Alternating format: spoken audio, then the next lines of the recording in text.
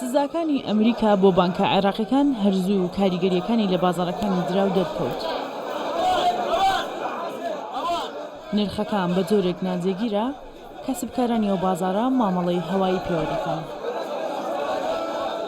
لە ماوەی 4 کاتژمێردا بەهای دۆلار 4000 دینار بەرز بوویەوە.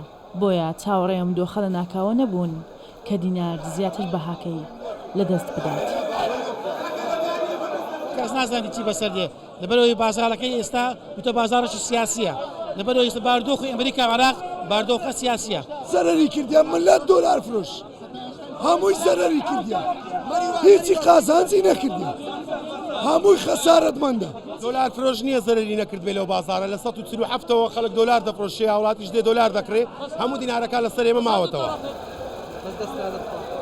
بەپێی بڕیارەی وەزارەتی گەنجینەی ئەمریکا خستنە بازاڕی دۆلاریش کەم دەبێتەوە، بەم شێوەیەش خواز لەسەری زیاد دەبێت. بۆیە زۆربەی ئەو کەسانەی ئەم بازاڕیان قەرەباڵغ کردووە دینارەکانیان دەکەم بە دۆلار.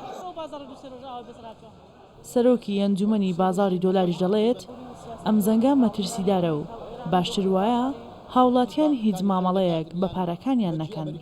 نەچیتن خۆی پێدادا بە دۆلاری بە گران بکڕیتەوە دوای وەکو 1970 بە گرانیان کڕی هاتن بە 145 و 42 43یان فرۆشتەوە تووشی زەرەکی زۆر کارساتی زۆر گەورە بوون. ئەو جارەشەکە دیسان بە 58 و 57 وانە بکڕنەوە بێتەوە 50 و 48 و 49 دیسان تووشی زەر دەبنەوە، یعنی دیسان ماڵ وێرانی خەڵکی زۆر مایە پوچ بوو.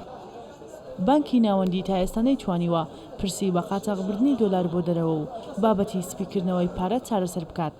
پسپۆڕانیش دەڵێن گەر بانکی ناوەندی نەتوانێت کێشەکان چارەسەر بکات، ڕەنگە وەزارەتی گەنجینەی ئەمریکا سزای بانکی ناوەندی بدات.